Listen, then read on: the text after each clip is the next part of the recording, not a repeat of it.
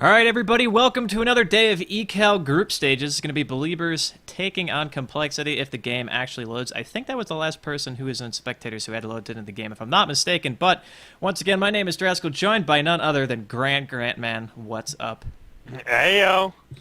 Ayo, indeed. So we are going to go ahead and get into the pick phase here. And Complexity had a bit of a rough day, man. I think they lost 2-1 to eHome, but they did win one. So I definitely watched the 3 games. There's some interesting stuff. They still really like to run Sven. I'm not sure if they're going to choose to do that, but I like Sven and I don't like Sven, but at the same time, anytime you get to see new heroes in competitive play, it's always exciting nonetheless. Yeah, Sven has that great AoE stun, and he can hit people hard, but he doesn't bring much to the table besides that. Yeah, he gets kited fairly easily. I think that most people who run him as a support don't really rely on him to do a tremendous amount of melee damage as much as just having a good, reliable stun. But getting into the ban phases here really fast, Complexity taking out Brood and Leshrac straight away. Going to see an Enchantress ban for one of the actual first games, I think, in this entire tournament, this early on at the very least, along with a Lycan. And that's actually been interesting because most teams are just not favoring Enchantress bans lately. Yeah, she just hasn't been picked as much. Chen's been getting banned, and Enchantress has been getting through most pick phases even untouched, so guess maybe they have a strategy revolved around not having Enchantress played against them. Well, they do have first pick. I mean, it's always a possibility that they just want Complexity to ban out Chen because they could pick up something like a Furion if they really wanted to. Actually, wait, never mind. They can't because Dire has first pick. Am I just crazy, or does Dire actually have first pick? I believe Dire has first pick. All right, so never mind, that strategy's out the window. I just kind of assumed because every tournament pretty much on the planet has the Radiant first pick rule, but I guess that's not going to be seen today. I don't know if that's actually a mistake or not, but we're going to have to see. They are going to go ahead and get rid of Furion here, and they are the ones with first pick, so that means that things are going to be a little bit reversed here. If they want to take out Chen, they definitely can do that. I know that Complexity does play Chen quite frequently, and they do like the hero. And in all honesty, they like Enchantress too. Maybe that's why they just banned it out. And nope, we're going to see Darkseer not make it into the pick phase. Now Complexity is the option of either something like a CK. They could obviously take Invoker as well, or any other hero they're choosing, and they are going to go with Chen. Yeah, oh, and look at a quick rebuttal Tidehunter pick. I like Tide in situations like this, specifically because when you're playing against a hero like Chen, Ravage can stop a push just pretty much dead in its tracks. There's not really much you can do after that, especially if there's any follow-up. You can pretty much just get Complexity off of your tower at any point in time, assuming the Tide gets 6 in a timely fashion. But one trend I've started to notice lately is that a lot of people are favoring just support Tide hardcore, and they're not getting the early levels that they really need. I mean, I've seen games where Tide is pre-6, like at 20 minutes or 15 minutes, which is some extreme cases, don't get me wrong, but hopefully they can give him everything he needs in terms of a good start. And right now, they're still leaving a lot open, man. I mean, Tide is a great hero, and he's really, really good at team fights and defending your base and such, and they're going to go with Crystal Maiden as well, so wow, they left open Invoker and CK both going to Complexity. Yeah. Or Enigma. There's still a lot of first pick heroes in the pool right now. Yeah, I don't really know if that's the greatest idea, man. I mean, I've seen TC play Invoker and giving somebody like JOCK, I mean, those heroes are just so strong and very high tier. I mean, I understand the Tide pick actually a bit more than I do the Crystal Maiden, but getting a support this early, it does solidify your lanes a bit more. They're open-ended, and you can kind of put in whatever you want after that, but man, that's really dangerous leaving those heroes in the pool, in my opinion. Yeah. Yeah, and I assume we're going to see coL pick up, like an Invoker and Enigma. Vano, the IX Vano. Well, maybe these teams actually had an agreement before the match not to pick any OP heroes, although there is Chen on Complexity, so that idea is pretty much gone. But I don't know, man. Like, this is really, really strange. At the very least, Complexity taking Venomancer here. At best, belieBers can only get one of those really top caliber heroes that we've been seeing, and they're going to go with Brew instead of picking up a CK or an Invoker. Now the ball's in belieBers' court, and they still need a mid. They still need a potential semi-carry role, or maybe even a secondary support if Tide's going to be farming this game. But man, this ban pick phase looks really different than what I'm used to. Yeah. I don't believe in Complexity. Complexity scrims a lot more with yours than they do with Americans, so I don't think these teams have really seen much of each other, so guess they're getting a fresh look at each other. Well, we're going to see what belieBers wants to do here. I mean, there's just so many possibilities for them. They can pick basically whatever they want at this stage of the game and be fine, but for Complexity, I mean, you have to imagine they've actually been kind of dawdling with aggressive tri-lanes again. I think they're one of the only teams right now who actually still does that. They picked Enchantress to do it earlier in a game against eHome, and it actually worked out fairly well. It was the one game they actually did take off of eHome. They did lose the best of 3, though, ultimately, so that's a bit unfortunate, but I really think that we could be seeing something like that. Having a Venomancer, Brew, and even Chen in a side lane, if you're going to aggressively run that, it's really dangerous, man. You get galed once, and you're pretty much just going to get taken out from there because you can have Chen come in for an easy surround and a follow-up clap as well from Brew. So it's a possibility. Tinker also being taken up here by belieBers as well, and I got to think that's going to be a mid. I mean, at this stage, there's really no reason to think otherwise. The only thing that I'm kind of scratching my head over is, like, Invoker's still in the pool. CK's still in the pool. 2 of possibly the highest envied heroes in terms of having on your roster. You know, like, I'm just kind of dumbfounded by the ban pick phase so far.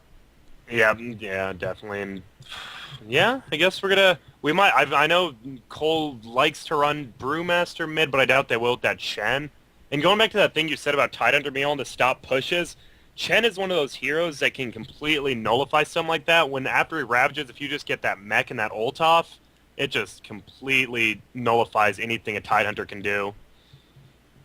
Yeah, they're going to be relying on more of the follow-up, I guess, than the Ravage itself, because you're definitely right.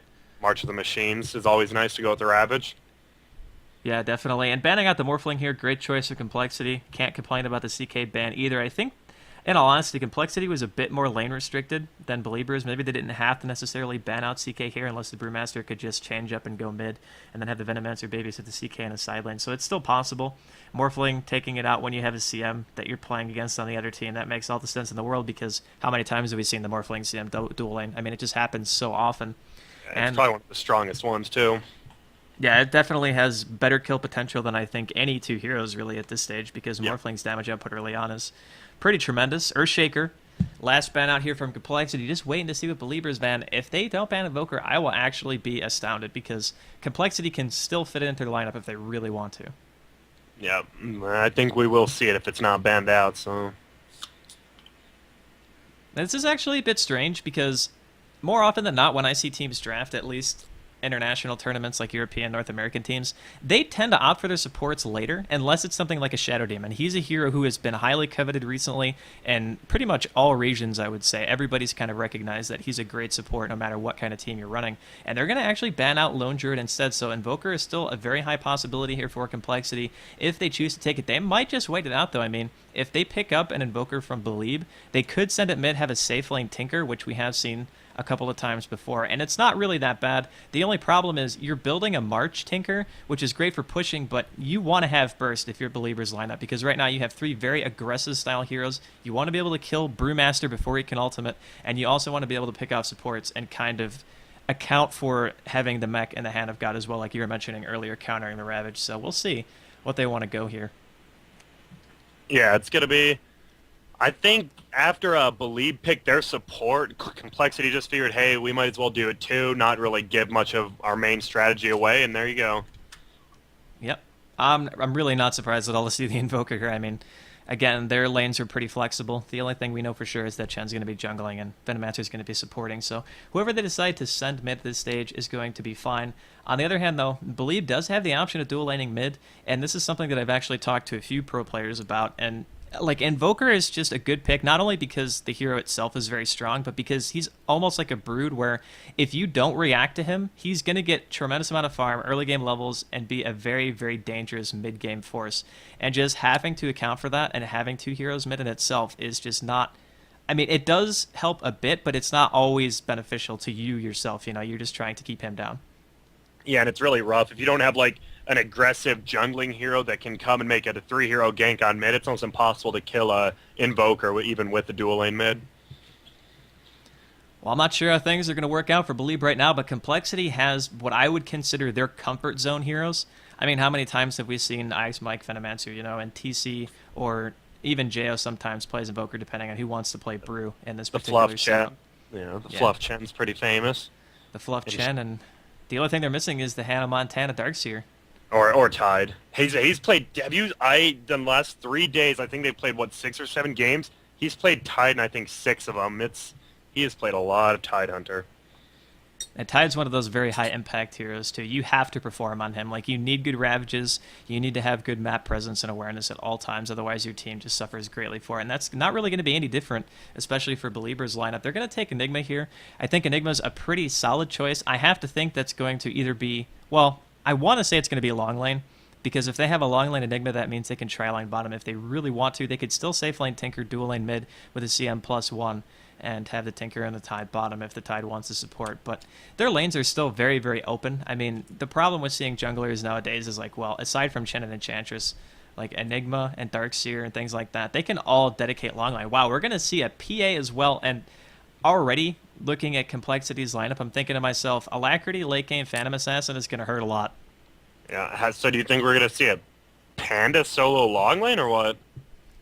I really think that that's probably their only option. If they want to be able to get the PA farm, but this is also a possibility. They could aggressively tri-lane this. Think about it, because the PA has Blink, has Dagger, Venomancer has pretty good range. They could tower dive with this fairly easily. It's not like PA has to... Yeah, that's true. Yeah, it's not like PA has to rely on having boots or anything to chase. You can just Dagger and Blink to whatever you want to go on, and that's still a lot of damage. And Venomancer having the best level 1 kill potential ability pretty much in the game is going to help that a lot. So we'll see if they are going to go for a tri-lane. I think if they do, it would be in their best favor to put I think that is smart. And Blur is a skill. I mean, when we saw Navi Xbox play it. Whoa, Pudge. Oh, Jesus. Yeah. He's one of the few heroes that can actually counter PA decently mid-game, since he doesn't really require anything physical attack-wise. We'll see if that's what they want him for.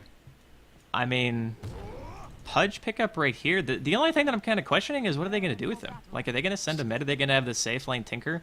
The Tinker's opting for the quick soul ring, by the way. He's just got his recipe up here. And we're going to see a couple of heroes from belieB heading towards bottom. And yeah, he's not supporting. He went for 1 gauntlet, 2 branch, tangos, and a potion. So in this particular case, I mean, wow, is it really going to be a farming Tide too? So CM and Enigma are going to be the two who are going to buy stuff here. Going to have wards purchased by the Enigma, and Crystal Maiden going for the chicken and sentries. So I don't like the health potion on Enigma. Sorry, I just think it's kind of useless. Yeah, I mean, you don't typically take damage when you're jungling. Yeah. I'm not really sure the reasoning behind that either. Maybe he's pooling the Tinker. Who knows? That is a possibility. He did start with 6 tangos though, and we are going to be seeing an aggressive tri-lane. But seeing the 5 heroes here from belieB, I have to kind of think they might be anticipating this. And okay, well, they're gonna offensively ward here right by the river, and they don't see it. And I think we're gonna see 3 heroes come to the. Oh, they're gonna back up already though. I think if they just waited out a little longer. Yeah, but at least they're going to know at the very least exactly what's going on. They're not going to get caught off guard because, I mean, this tri-lane, especially once a Chen gets a creep, it has very high kill potential. I mean, even though PA doesn't add necessarily a lot in terms of slow or anything like that, there's still an opportunity for you to get kills just because you can stay in range and right-click a lot more, which is very, very important. Regen rune's going to spawn bottom, not really too much of a help to anyone, and I guess belieBers is just going to be content to leave it right here. Because I don't think they saw what rune it was, the complexity side, so that's good, at least for belieB. That's actually a pretty cute ward spot, the one that the Venomancer just placed right there, because it does see some of the lane, and it does see pretty much the entirety of the pole camp area. So at the very least, they're going to know what's going on behind the scenes here. And with the sentry picked up, the normal sentry counter spot is right here around the flowers and that rock above and to the right of where the golems are right now. So if they put it there, it's not going to get spotted out. It's actually pretty good warding here from Complexity. And now they'll see the regen, too, so that's going to... Oh, man. And with Fluff and stuff being the jungle, he'll definitely have the advantage for that regen for his team. And that can be big early game for the middle hero. So they're actually choosing to tri-lane a Pudge, and this is really interesting because Enigma and Chen are both jungling on the same side of the map. So I'm pretty sure I give the advantage to Chen in this case if he's able to catch anybody out. X Mike going to throw off the Gale onto Crystal Maiden. Chen coming in from the side. He does have a Satyr. He throws off the Shockwave. First blood is going to go to Chen. And that is 1 kill in the books already for Complexity. That is the kind of start that they wanted. And I mean, you have to just take into account that they saw the Chen there. They know that their Enigma is not going to be able to help the lane until at least 3 or 4 because level 1 Malefice doesn't really do anything. He would have to be there at the proper time with his conversions out to help with that. And really just a little bit of poor positioning there from the Crystal Maiden. Yep, on the plus side, Tidehunter, I believe, should win this lane top or at least go even. So Tide has to take advantage of getting an early level 6 and helping his team out bottom, I think.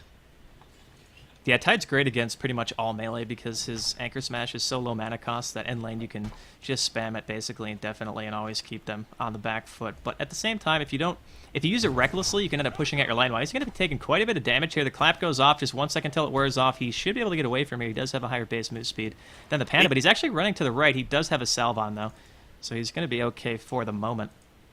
And we're going to see Chen. It's Mike.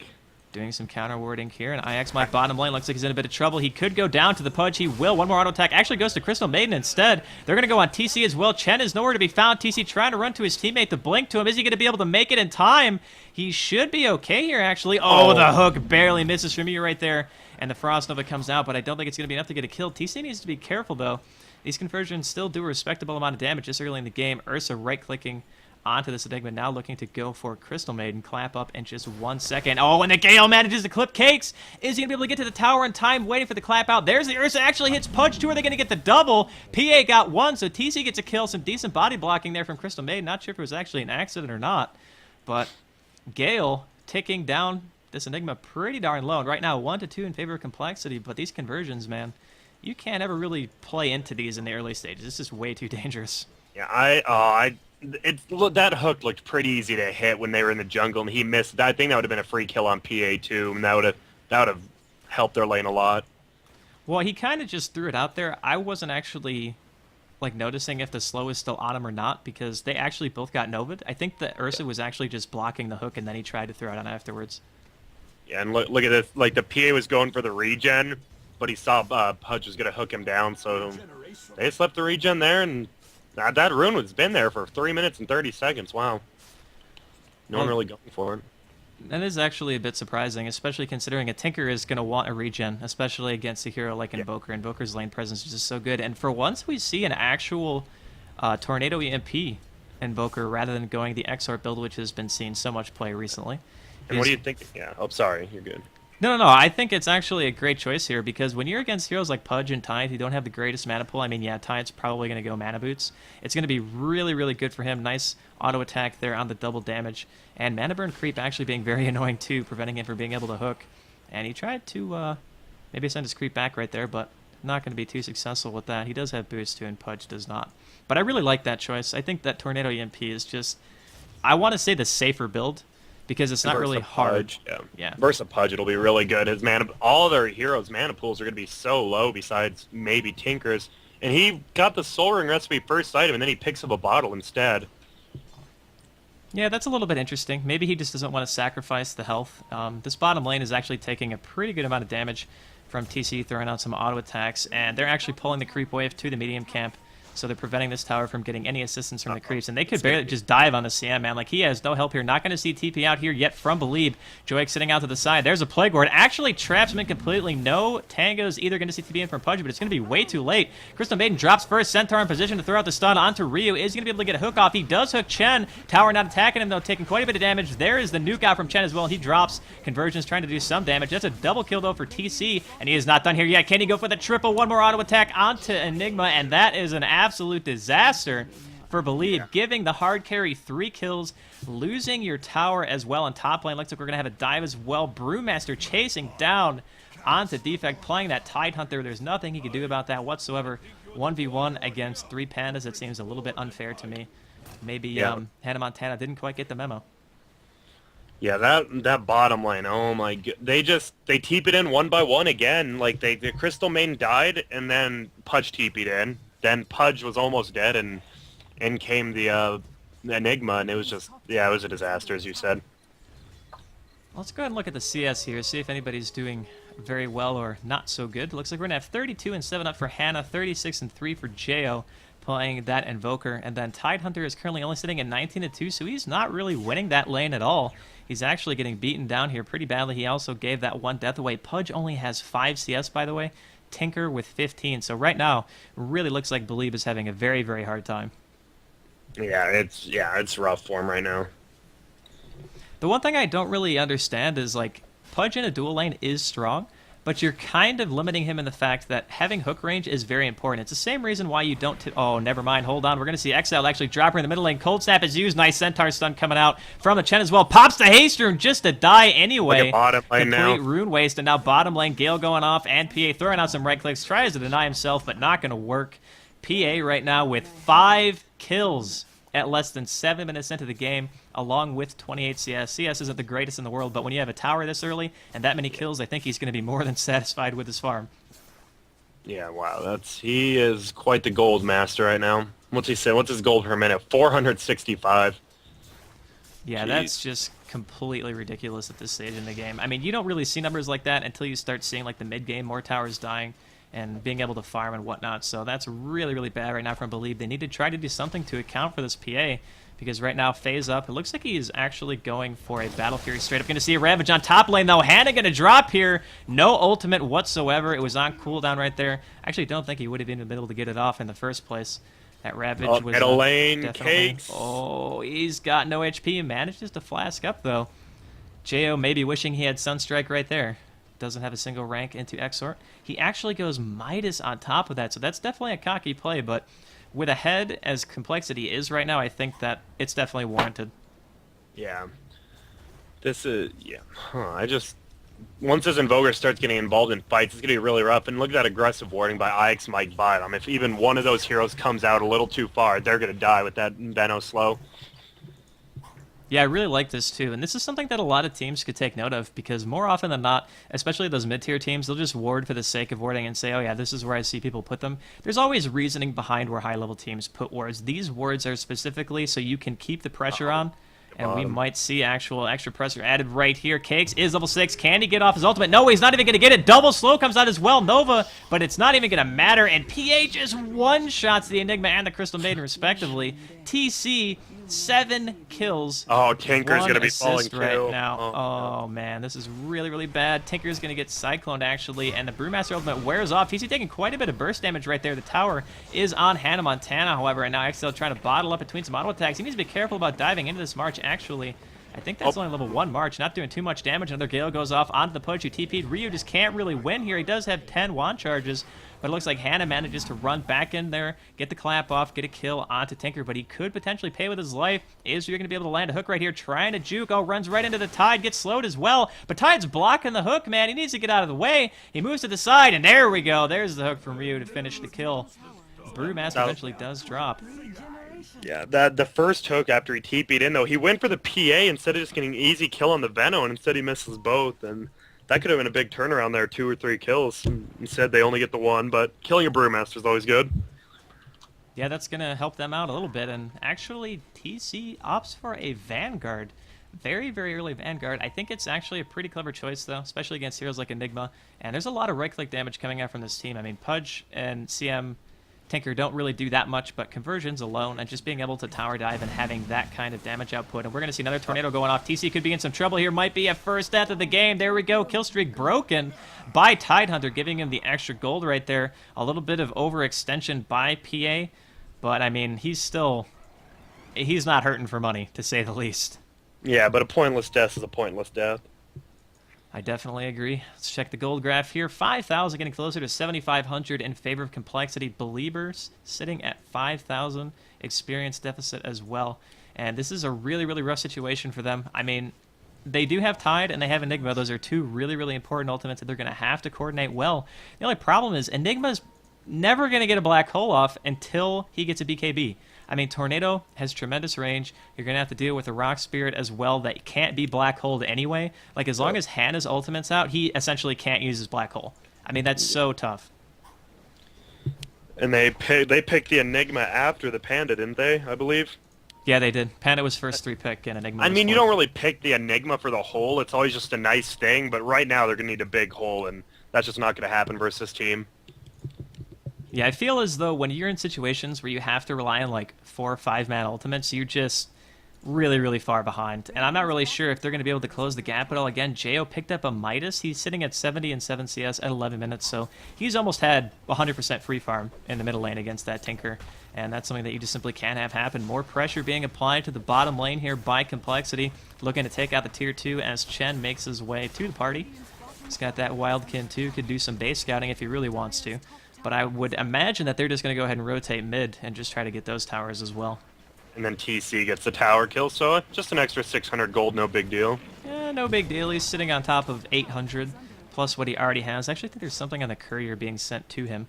Oh, never mind. It's just a TP, but it is going And the hatchet. Maybe it's just hatchet. Yeah, his quelling blade's on the way. Quelling blade? Oh, yeah. Well, you know, it looks like I'd go camping with it and then hit creeps, you know? Well, he definitely needed it because he just picked it up right there, so he's feeling more confident. He can cut his way through woods now. He can pretend that he's a lumberjack. I'm actually really surprised people don't use quelling. I don't know, quelling. Okay, I mean, in some situations where like you want to cut trees down in like long lanes and hide places to get free experience. I don't know. You know, I've been thinking about it. I don't know. Well, when you're min-maxing, everything's important. It doesn't really matter, like, if you can get an experience range like you said and otherwise you just simply wouldn't be able to, then I do think it would be worth it in those cases. And there's a lot of juke spots where one tree is the difference between being able to get out and being stuck. So I think the Quelling Blade and Tankos in general are always nice to carry. And yeah, Pudge is going to be in a lot of trouble here. Cold Snap pop, the Tower Dive, Brewmaster going towards the Tier 2. And JO manages to land a Tornado onto Joik as well. Sam in some trouble, gets Cycloned up but immediately canceled there. Uses the Cancel Magic. Boulder Thrower coming out from the Earth aspect. Takes out Sam, but now JO's in some trouble too. He doesn't have Invoke up. He's going to drop here. The Malphus goes off. Ravage on just Hannah Montana right here. Going to try to run away. He is quite fast. Actually going to turn around and man fight. He wants to go for the kill on Defect, but I don't think he thinks he's going to be able to get it. Trying to bottle up between the auto attacks, but Defect is going to go ahead and just run away. Another Malphus used. The laser. And a God as well. And Exiled is going to throw out the laser and zap him in the face right there as Complexity forms up to try to push this top lane. And, I mean, that Ravage was necessary, but at the same time now, what does Complexity have to fear pushing this Tier 2? Yep. Oh, and look at that. No. Not Tornado again. hitting two heroes, and the blink from TC onto the Enigma doesn't actually get the kill, but Ryu is basically dead to rights here. Nothing he can do about that. Frostbite onto TC, and the conversion's going down as well. And his Tier 2 just doesn't look like it's going to be long for this world. Yep, that was... He used the Ravage. He wanted to get the kill on the Invoker and get the Panda, but the Invoker just died, so he only used it on Panda. Yeah, I'm not really sure at this stage of the game if belieB is going to be able to do anything to come back. It's only 6-14, so looking at the kills, people out there are probably like, oh, that's a pretty close game. But then you open the gold graph and you're like, yeah, over 10,000 in favor of Complexity, and only 2,500 experience, so that is definitely still within the ballpark of a comeback. It's just, when you have a hero like Invoker with a Midas, his late game is really not that bad if he has the start that he's had this game, and PA, of course, being one of the highest damage output heroes in the game in terms of physical DPS late game. And they can easily do Roshan whenever they want now. TC getting the Vlads and 3 Chen creeps, so whenever Chen gets those creeps, I'm assuming we'll see him go there. Yeah, TC is still content to just farm up in the jungle, though only level 9. Oh, it feels like this game's been going on for a much longer period of time. Yeah, they're already setting up the Roshan. Man, Grant, you are such a genius sometimes. That's why I have you on, man. Just because now, I need that insight.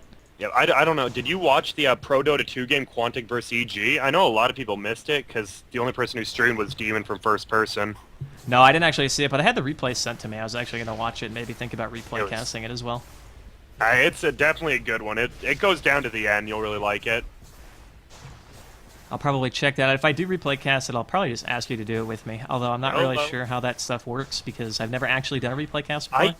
I got a replay sent to me, and I double-clicked on it. I had it in the right folder. It just didn't load. It wouldn't connect to the Dota 2 network, so I don't know. You'll have to help me with that. Maybe there's like a dated version thing. Like I know StarCraft 2 had that problem for a while, where you try to load an older version, and I have dyslexia for those of you who don't know. No, I really don't, but just a little bit of showing out there. Just try Storm 21. But yeah, good pickup by TC getting that Aegis. Yeah, I'm not really sure at this stage like what he's going to make after this. He went for a really different build. I mean, I want to say different, but if you think about it, everything that he has makes total sense. They're not looking to really take this in the super late game. I mean, even if you buy a Midas on Invoker, by 25 minutes, you're already going to have probably your Hex up. He's saving for it right now. I'm pretty sure he has 2,700 gold. And then they're going to have that window where they're just so far ahead. I mean, they already are really far ahead of belieB. It's just, that's going to be the train that just keeps on coming. And there's not going to be anything I think belieB can do to stop it. Look at how fast he attacks, too, with Drums, Midas, and 3 Wexes that are almost maxed out. He's attacking pretty quick. Yeah, he also runs pretty quick, too. That's another reason why I really thought that the Tornado EMP build wouldn't fall off as much as it did, because killing an Invoker is always hard, but killing a Tornado EMP Invoker is way hard. Like, just, and it looks like we're going to have an Invis bottled up here by Panda, so now he can initiate whenever he wants to. I just think the big thing is, like with most people's lanes, a Sunstrike Invoker means like you just tell your team, hey, I'm gonna freeze this guy or stun this guy, Sunstrike him, and it's like having a third hero there kind of thing. It really helps in lanes, but they didn't really need that this game. Yeah, their aggressive tri-lane basically just was like, okay, we're going to win pretty much single-handedly. Top lane, there could have been Sunstrike kills from the Panda coming out early on because they were kind of trading back and forth, and the Tide really wasn't ever at a high percentage of HP. But I totally agree with you. I think that most of the time, Exort with good setup is probably the better choice in the early phases. Yeah, it's better lane-wise, but this build's way better team fight-wise, which is what they're going for. 4 members from Complexity, actually all 5 down here. Sitting right outside the doorstep of belieB. Are they going to be able to defend this? Tide has a Blink, so this is actually pretty good for them. They're going to have a Blink level 2 Ravage. Oh no, 2 tornadoes coming in deep, rolling in deep like Adele. Those tornadoes are the most overpowered things in the game. If you have not experienced the double tornado on top of you during the laning phase, I feel so sorry for you. Oh, Force Staff right into the base. Hannah going deep right here, gets Force Staffed in. You're going to see a Blink Ravage, hits 3 in the back. There's the mech and the Chen heal, though, and there's just no damage output to be done after that. Cake's trying to get a black hole off, but the Cold Snap Medallion used. Looks like he's going to eventually drop 2 for 1 right now. Make it 3 as Tide drops as well. Brewmaster's still kind of just sitting in the back of the base, and that's going to be another kill for Hannah Montana. Looks like TC, with as many kills as he had early game, just could manage to find one there, but that is a complete team wipe. Gonna see Tinker buy back. Exile gonna do what he can, throw off some rockets, and TC comes right back in, and another Cold Snap is popped, and there's another kill for Jo. And the LAL GG's coming out for belieB, so 18 minutes into the game, and Complexity takes it.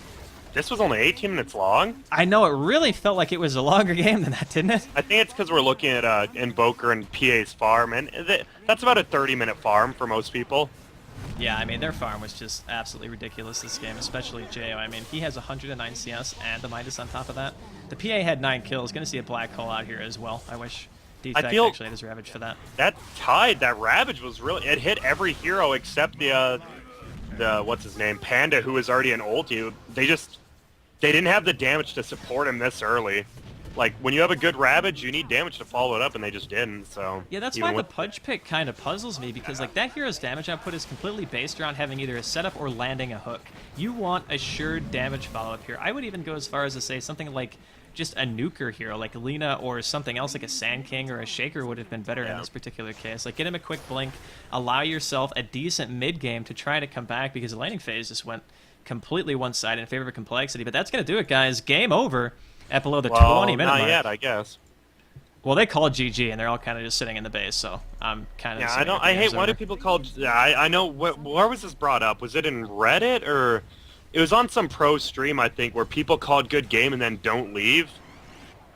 I don't know. I think it's... It was Epi and Luminous, I think, and they got really annoyed by it, because it is kind of annoying. You called good game, so why don't you leave? You say the game's over, kind of thing, you know? Well, they know they can't win. I think it was just kind of a courtesy thing. I mean, if they leave the game right now and Complexity leaves, they've already called GG.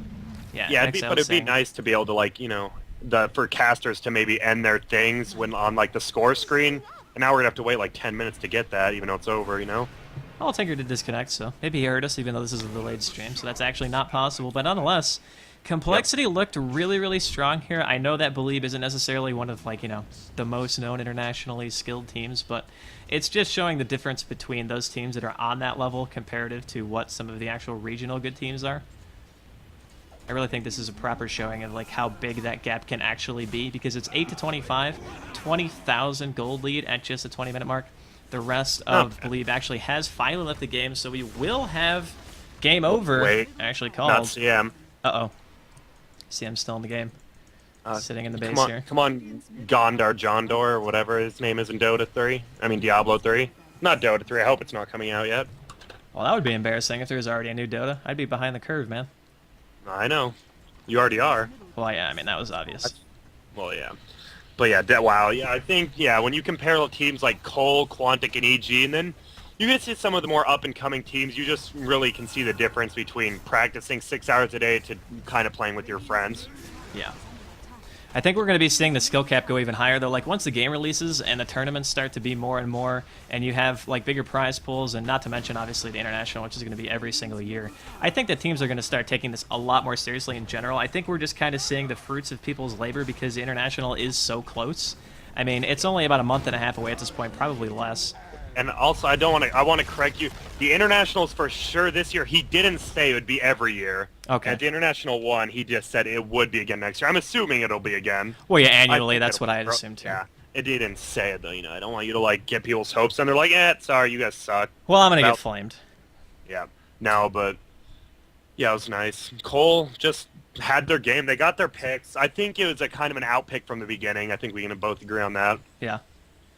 I think they just had a better plan. Like, they just went into the game and they're like, you know what, we're going to go into a lane with an aggressive try, have a Chen in the jungle, and even if Enigma's there, what can he really do to stop us? I mean, he can't convert Chen creep anyway early on.